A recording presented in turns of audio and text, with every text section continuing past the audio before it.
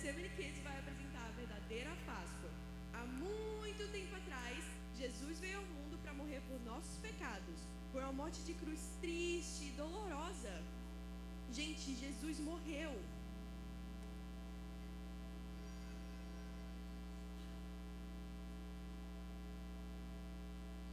Mas a história não acaba por aí. Preste bem atenção.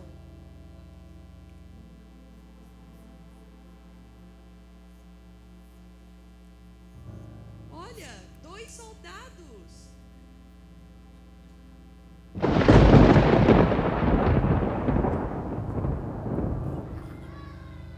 Será que tudo isso foi medo?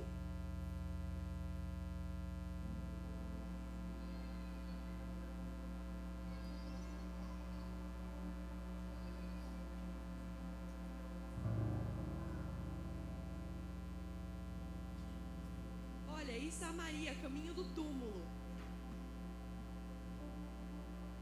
Vamos ver o corpo de Jesus.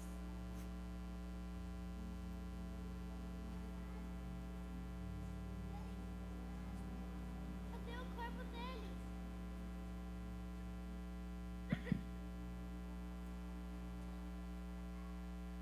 Onde está o corpo dele? Onde está o corpo do Senhor Jesus?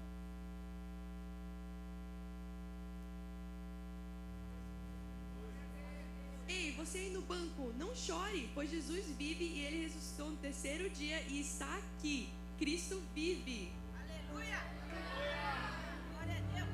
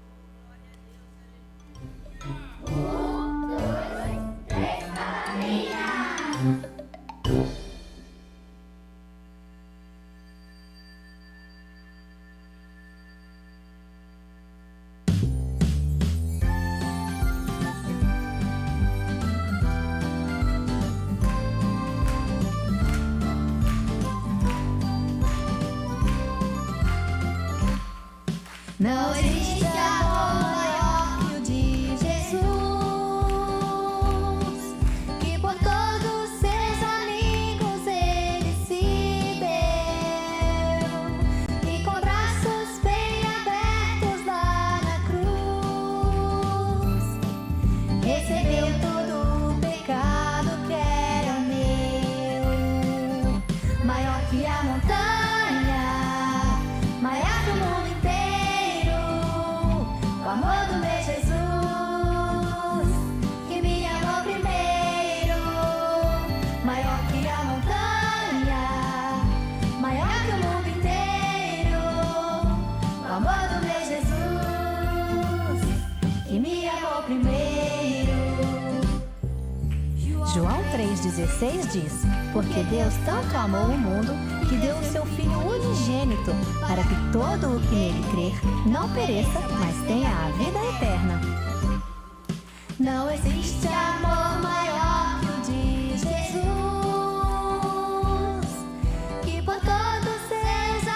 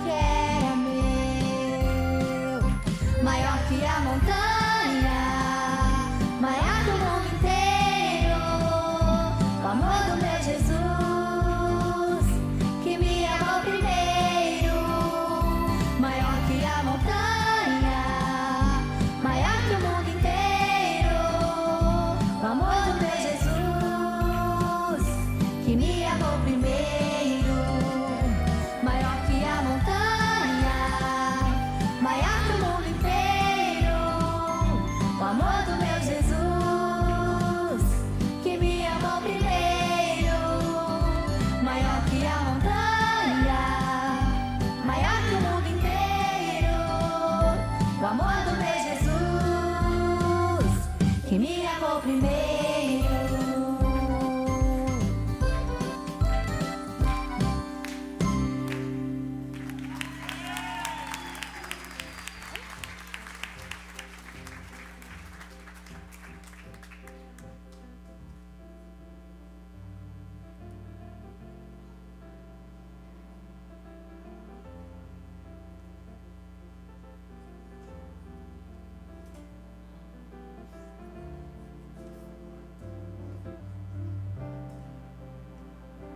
Maior que a montanha, maior que o mundo inteiro, o amor do meu Jesus, que me amou primeiro. Maior que a montanha, maior que o mundo inteiro, o amor do meu Jesus, que me amou primeiro. Glória a Deus. Você pode aplaudir Jesus bem forte? Mais. Quantos estão felizes? Quantos podem dar glória a Deus? Feliz essa manhã pelo privilégio que o Senhor nos dá de estarmos em sua presença, adorando na beleza da sua santidade. Dá para mim, por favor, Eliel, um pouquinho de peso aqui nesse retorno. Obrigado. Nós estamos muito felizes e celebrando porque é manhã de Páscoa. E ontem nós tivemos aqui uma festa. Irmãos, você causa um prejuízo a você quando você não sai de casa para um evento desse. Porque foi tão bonito. Tão bonito. Foi tão bonito o que aconteceu ontem aqui. Quantos estavam aqui? Ah, irmão. Jesus estava na casa ontem. E eu gostaria de convidar algumas pessoas que ontem desceram as águas e se batizaram. Porque isso é incrível de falar. Porque é a única ação que o homem por si só decide. Eu quero fazer isso. Eu quero fazer isso aí. E eu gostaria de orar por essas pessoas e entregar um certificado para eles. Eu queria chamar a Pietra Fortunato Brito, a Elisângela Fortunato de Lima, o Vitor de Oliveira Silva, o Alex do Rosário. Sobe aqui. A Yara Pimenta Madeira. E o Lucas Racho de Leotério. Vem pra cá. Isso. Tem lugar à mesa, pode se assentar.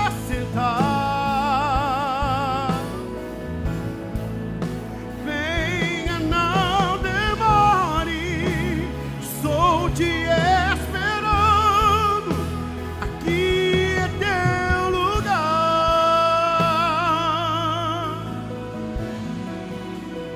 Tem lugar à mesa, pode se assentar. Vamos ficar de pé porque eu quero orar por eles. Venha, não demore, estou te esperando. Aqui é teu lugar. Ontem eles desceram as águas. Deram start a uma nova vida. Morreram para o mundo, mas nasceram para Cristo. A partir de agora eles têm uma vida espiritual para seguir. Deixa eu te dizer uma verdade. Como igreja, nossa responsabilidade é ajudá-los, orientá-los, auxiliá-los. Amém? Queria que você estendesse as mãos para cá. Pai, em nome de Jesus, eu abençoo a vida do Alex, da Yara, da Elisângela, da Pietra, do Vitor, do Lucas. Senhor, que a tua mão continue estendida sobre a vida deles, ó Pai.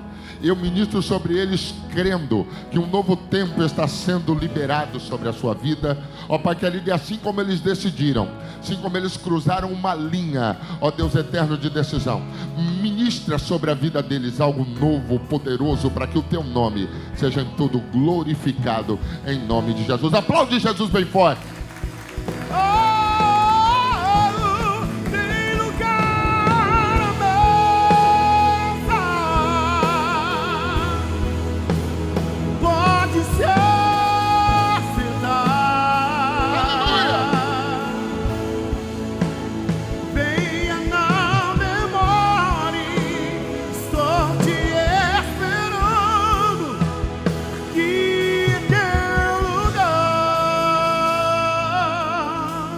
Querem ouvir a palavra de Deus?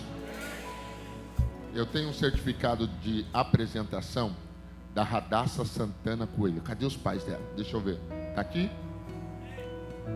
Cadê? Ô Lúcio. Tô, Lúcio. Vem aqui, Lúcio. Sangue de Jesus tem poder.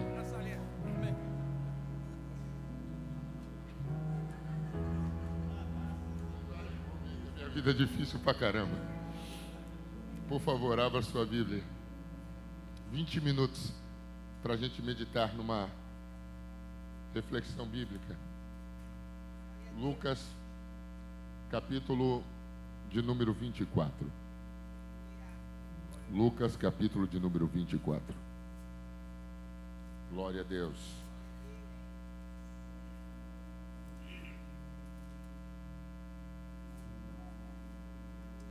Verso de número 13. Quem achou, diga eu. Lucas capítulo 24, verso 13. Diz assim: E eis que no mesmo dia iam dois deles para uma aldeia que distava de Jerusalém 60 estádios, cujo nome era Emaús. E iam falando entre si de tudo aquilo que havia sucedido. Aconteceu que, indo eles falando entre si e fazendo perguntas um ao outro, o mesmo Jesus se aproximou e ia com eles, mas os olhos deles estavam como que fechados, para que não o conhecessem. E ele lhe disse: Que palavras são essas que caminhando trocai entre vós? E por que estáis triste? E respondendo um cujo nome era Cleofas, disse-lhe: És tu só peregrino em Jerusalém e não sabe das coisas? Por favor, feche essa porta para mim, Douglas. Eu estou lendo o texto. Nenhuma porta se abre quando se lê o texto. E respondendo um cujo nome era Cleofas, disse-lhe: És tu só peregrino em Jerusalém e não sabe as coisas que nela têm sucedido nestes dias? E ele lhe perguntou: Quais? E eles lhe disseram: As que dizem a respeito de Jesus Nazareno, que foi varão profeta, poderoso em obras e palavras diante de Deus e de todo o povo. E como os principais dos sacerdotes, os nossos príncipes, o entregaram à condenação de morte e o crucificaram. E nós esperávamos que fosse ele o que remisse Israel. Mas agora, sobre tudo isso, é já hoje o terceiro dia desde que essas coisas aconteceram. É verdade que também algumas mulheres de entre nós nos maravilharam, as quais de madrugada foram ao sepulcro, e não achando o seu corpo voltaram, dizendo que também tinham visto uma visão de anjo, que dizem que ele vive. E alguns dos que estavam conosco foram ao sepulcro, e acharam ser assim como as mulheres haviam dito, porém a ele não o viram. E ele lhe disse: honestos e tardos de coração, para crer tudo o que os profetas disseram, porventura não convinha que o Cristo padecesse estas coisas e entrasse na sua glória? E começando por Moisés e por todos os profetas, explicava-lhes os que dele se achavam em todas as Escrituras. E chegaram à aldeia para que iam, e ele fez com que ia para mais longe, e eles o constrangeram, dizendo: fica conosco, porque já é tarde, e já declinou o dia, e entrou para ficar com eles. E aconteceu que, estando com eles à mesa, tomando o pão, o abençoou e partiu os filhos. Partiu e deu. E abriram-se-lhe então os olhos e conheceram, e ele desapareceu.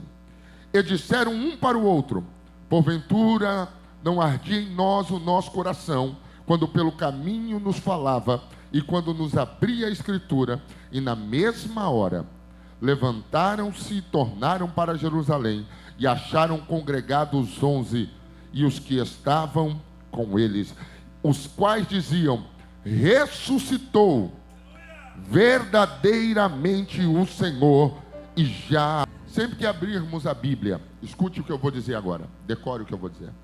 Abriu-se a Bíblia, escute os obreiros, por favor. Abriu-se a Bíblia, parou os movimentos, ok? A palavra precisa ser lida com toda a reverência. Diga amém. Diga amém. Diga amém. Ok. Então, abriu o texto, parou o movimento. Para canto, pastor, essas portas não se abrem mais quando o texto é aberto. O céu inteiro fez silêncio quando abriu-se os livros. Aí a gente quer andar. Ok? Eu sempre que leio um texto como esse, em alguns minutos eu vou dividir eles com vocês. Sempre que eu leio um texto como esse, uma manhã como essa, pastor Fabrício bem nos antecedeu, e sempre que nós lermos, precisamos ter o que de fato está acontecendo, porque essa manhã é uma manhã que nós celebramos a Páscoa. Páscoa, disse o pastor Fabrício, a sua palavra específica é passagem. Trata-se da ideia precisa da Bíblia, em que o povo passa da escravidão para a liberdade ao sair do Egito. Quando eles saem do Egito, entram para o deserto, o destino de Canaã. Essa saída em que morrem-se os primogênitos do Egito é, de fato, a Páscoa. Isso, obviamente, sempre que você ler a Bíblia vai perceber e descobrir. Em Êxodo capítulo de número 12, que essa passagem acontece após Deus decidir de uma vez por todas tirar Israel de dentro do Egito. Isso você vai descobrir ao ler o capítulo de número 12. Quando você lê esse texto, descobre que um cordeiro foi oferecido e o seu sangue espalhado nos umbrais da porta.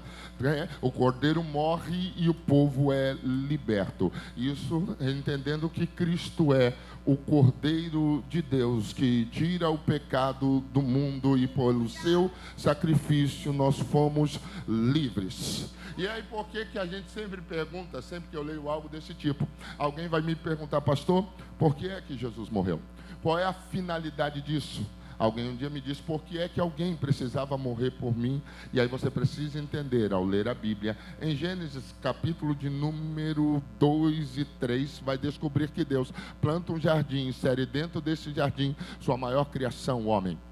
Dentro desse jardim, Deus estabelece duas árvores, uma delas contendo o conhecimento do bem e do mal, outra dela contendo a vida eterna. Após estabelecer essas árvores, o Deus que fez a criação decide então dar uma ordem ao homem. Qual é a ordem? Não participem do fruto da está no meio do jardim, porque no dia que dela comer, certamente morrerás. Esta é a ordem que Deus deu. Você bem conhece, sabe que o homem inflige essa ordem. Após o homem infligir essa ordem, ele peca com essa. Vou dar uma ordem a um filho meu, ele coloca uma arma, qual eu tento controlar os meus filhos, ou diferente da maneira com a qual você tenta controlar seus filhos. Deus não está procurando robôs, Deus está procurando pessoas que o adorem de forma voluntária. Por isso eu disse que o momento de ontem foi ímpar, porque eu encontrei homens e mulheres que de forma voluntária estão dizendo ao céu: eu quero ser salvo, eu quero me aproximar de ti, por isso eu desço as águas.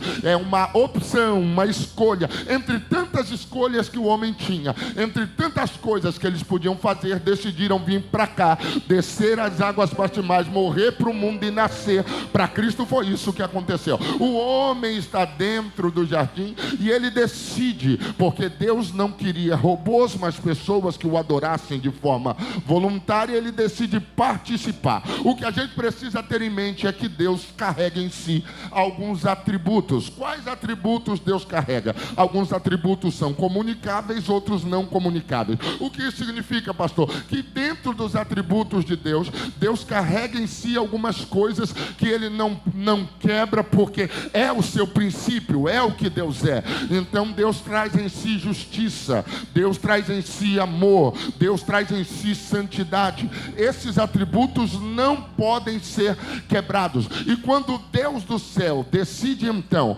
colocar uma árvore no meio do jardim, ele também decide dar uma ordem. Quando o homem decide desobedecer essa ordem, quando ele decide quebrar este protocolo, quando ele decide participar do que Deus falou para que ele não participasse, ele fere o atributo de Deus chamado santidade, porque Deus é santo, ele não pode comunicar com o pecado, e sendo um Deus santo, carrega em si também o atributo da justiça. E para que Deus não seja conivente àquilo que o homem está fazendo, ele então decide tirar o homem de dentro do jardim. Gênesis capítulo 3, verso de número 15, e ele estabelece uma punição. A partir daí, Deus está, aleluia, estabelecendo justiça. O que a gente precisa entender é que a justiça sempre vai preservar a santidade de Deus. Toda vez que a santidade for ferida, a justiça entra em ação. O que a gente precisa ter em mente é que se Deus vai lá e ele pune o homem, mata o homem, tira o homem de dentro do jardim e não oferece nenhuma condição de salvação, Deus preserva a santidade pela ação. Deus se mantém justo porque não compactou com o pecado. Mas se ele simplesmente tivesse feito isso, ele seria santo, ele seria justo, mas ele não seria amor, porque Deus é santo, ele é justo e ele é amor. Mais do que a justiça aplicada e a santidade preservada, ele também, aleluia, tem Jesus como saída. Como Deus do céu, ele é santo, ele é justo e ele não fere a sua santidade, mas também ele é amor, ele também prepara uma saída. João capítulo 3, verso de número 16 diz que porque Deus amou o mundo de tal maneira, deu seu Filho unigênito, para que todo aquele que nele crê não pereça, mas tenha a vida eterna. O Deus que é justo, o Deus que é santo, também é amor. Pastor, e qual é a expressão máxima do amor? João capítulo 3 diz que Jesus é a expressão máxima do amor de Deus, o melhor de Deus, o maior de Deus, aquilo que ele podia fazer por você. Por isso, eu li um texto na Bíblia, aleluia, no capítulo 2 de Filipenses, verso de número 5, que diz que haja em vós o mesmo sentimento que houve em Cristo Jesus, que sendo Deus, não teve por usurpação ser igual a Deus, mas entregou-se a si mesmo. Eu estou esperando você abrir a boca. Deixa eu te explicar isso. Se Deus pune um homem, mas não dá saída ao homem, ele é santo, ele é justo, mas não ama. Amar é fazer o que João 3,16 exemplifica.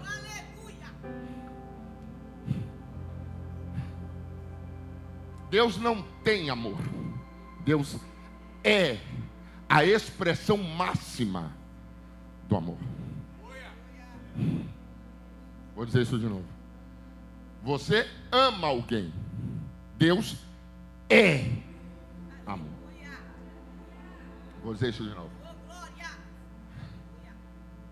Ele é santo, justo, mas no Calvário ele disse: eu amo também, e mais do que amar, eu sou a expressão máxima do que isso representa.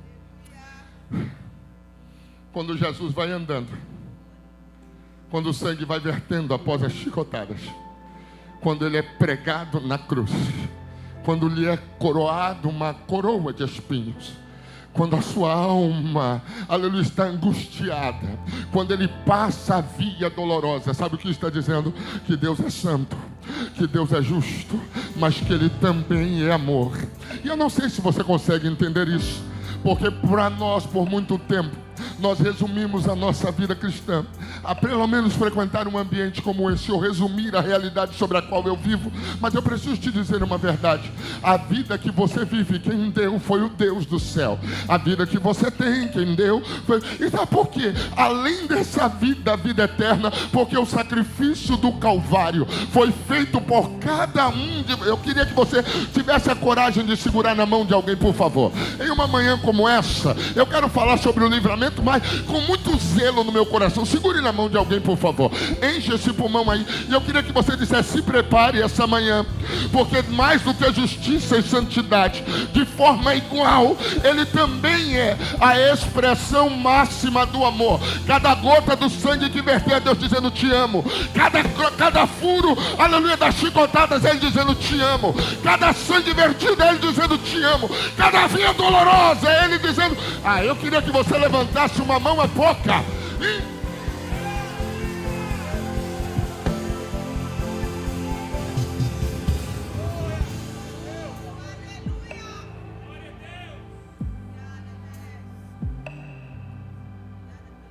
Porque Cristo é a nossa Páscoa, pastor.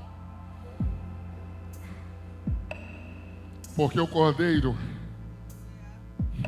que foi morto em Êxodo 12, garantindo que o anjo da morte passasse a casa com livramento, é o mesmo Cordeiro, representação, prefigura, alusão.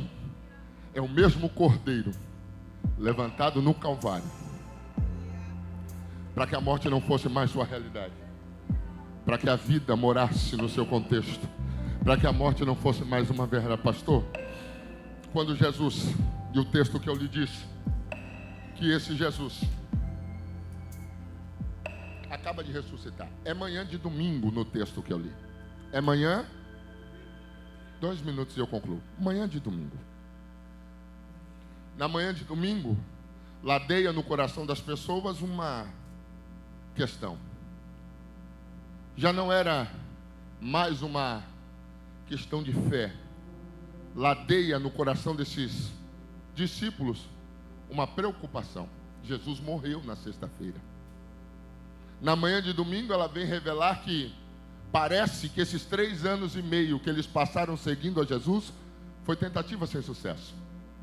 Manhã de domingo vem revelar para eles, na ideia deles, na concepção deles, que ter saído das suas casas, ter saído da sua estrutura para seguir a Jesus foi um erro. Porque se Cristo tivesse só morrido, Paulo diz que a nossa fé seria vã, mas Ele ressuscitou. Mas os discípulos estão preocupados, já é manhã de domingo. O que acontece na manhã de domingo, pastor? Ele ressuscita. Só que há no coração dos discípulos uma preocupação. Como é que isso acontece? O que houve? 2 deles estão descendo a Emaús. Provavelmente faziam parte do grupo de Jesus, que eram os 70. Estão descendo a Emaús carregando no seu coração uma frustração. Jesus morreu, e agora? Tudo que a gente criou. O verso de número 15 diz que tudo que eles esperavam era um remedor. E Jesus, que era em quem eles depositaram a esperança, morreu. Mas eles estão descendo. E o texto diz que essa via, esse caminho, esse trecho, é um trecho doloroso. Mas o texto diz que Jesus se aproximou deles e ia com eles. Se fosse eu, provavelmente teria se aproximado deles e disse: não precisa estar triste não, ressuscitei. Mas a Bíblia diz que os seus olhos estão como quem tem uma escama, eles não estão vendo. E às vezes a gente está assim, andando com Ele sem saber que é Ele. Se não estou percebendo o que está acontecendo. Só que Jesus se aproxima e Ele faz a via com os discípulos. Pastor, por que é que Jesus não interrompe o processo de sofrimento? Porque algumas coisas Ele não pode falar, a gente tem que descobrir. Algumas coisas não pode mostrar, a gente tem que fazer o caminho de frustração, porque é isso que vai nos tornar o discípulo que Ele precisa. E alguns trechos têm que ser conduzidos até o final do processo. Seria bom se Deus se apresentasse e dissesse: vamos interromper isso. Acabou, ressuscitei, bora fazer festa. Mas ele não faz, ele desce. Porque a despeito deles estarem sofrendo com a concepção de que estavam enganados, Jesus vai trilhar todo o caminho doloroso com eles, irmão. Deixa eu liberar uma palavra de Deus para essa manhã. Não, deixa eu liberar uma palavra de... Alguns caminhos Deus vai permitir você fazer. Algumas realidades você vai ter que enfrentar. Algumas coisas você vai ter que descobrir sozinho. Mas eu tenho uma palavra de Deus para essa manhã. Você não está fazendo o caminho sozinho. Ele se aproximou e disse: vamos junto. Eu estou andando com você nesse processo. Eu vou com você. Você vai descobrir no caminho quem sou eu. Você vai descobrir no caminho como eu trabalho. Você vai descobrir que eu morri, mas já estou ressuscitado. Você vai descobrir tudo. Mas o caminho a gente vai. Posso liberar a palavra de Deus? Não interrompe o processo, segue o caminho. Dá uma olhada para alguém e diz: não interrompe o processo, segue o caminho. Vamos. Não interrompe o processo, faz a trilha.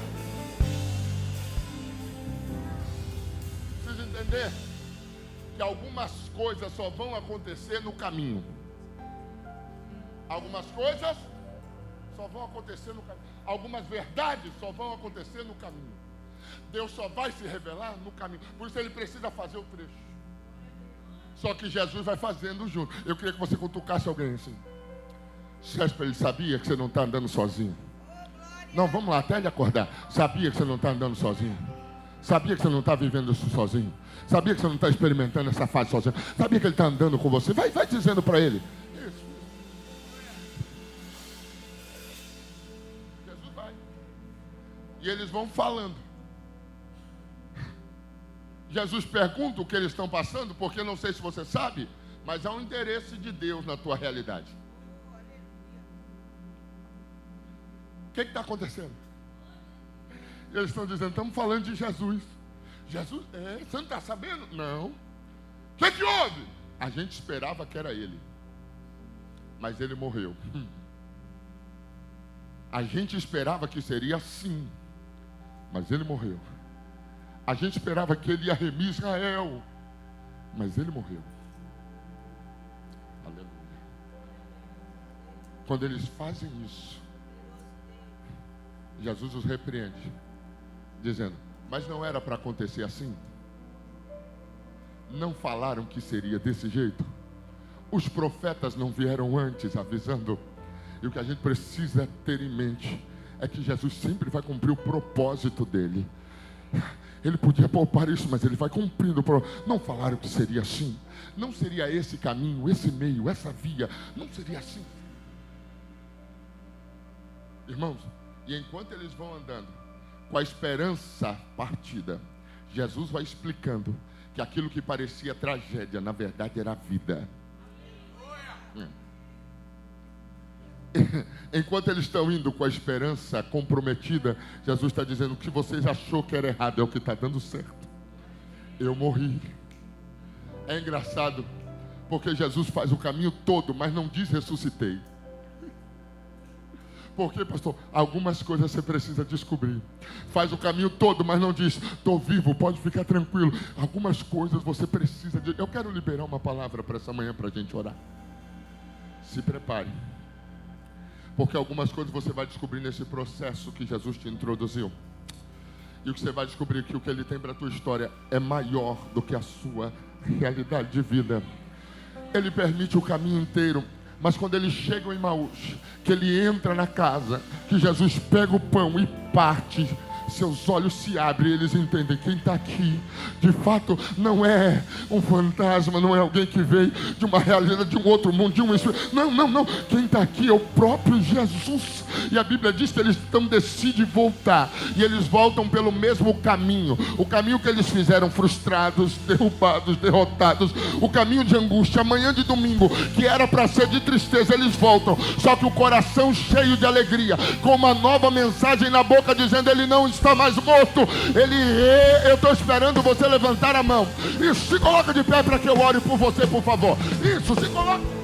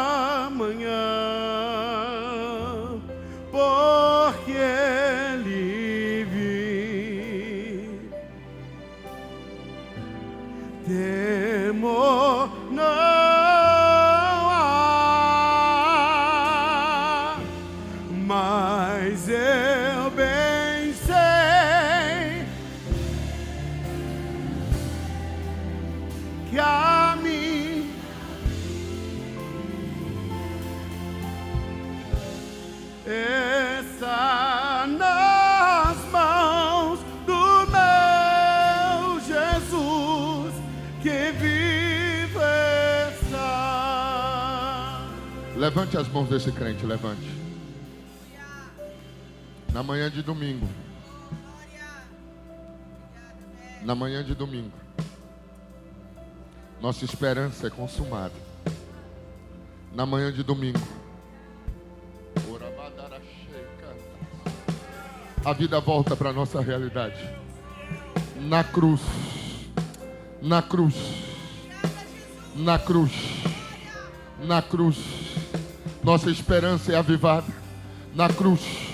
Nossa história é mudada. Na cruz. Nossa sentença de morte foi cancelada. Ele pagou a dívida. Rasgou a cédula de dívida e disse: eu tomei, é minha.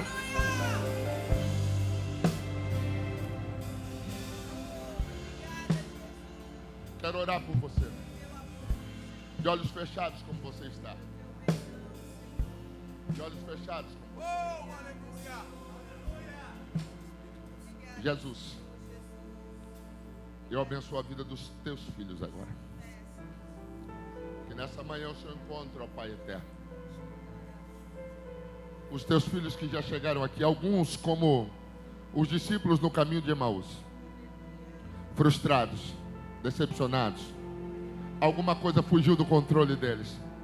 E parece que tudo que eles expectou nesses 3 anos e meio não funcionou nem deu certo. Em nome de Jesus, Pai, ministra sobre a vida dos teus filhos. Ministra sobre a vida deles. Como o Senhor abriu a visão dos 2 discípulos, abre a nossa visão para entendermos que o Senhor está aqui. Que o Senhor está aqui. Que o Senhor está aqui. Você pode dar um abraço a alguém e orar por ele 1 minuto? Faz isso. Faz isso. Ore, ore. Eu sei que foi pago um alto preço para que contigo eu fosse meu irmão. Quando Jesus derramou sua vida, Ele pensava em ti, Ele pensava em mim, pensava em nós, e nos via redimidos por teu sangue, lutando um bom combate no Senhor. Nesse mesmo espírito, amados, eu quero, enquanto estamos de pé, talvez você entrou aqui dentro e viu tudo o que aconteceu. O monólogo que a nossa irmã Gleise leu e lançaram um vídeo com tudo aquilo que Hollywood pode imaginar que Jesus sofreu. Aquele foi todo um sofrimento humano que Herodes conseguiu causar em Jesus. Mas a Bíblia fala que ele levou sobre ele todos os nossos pecados.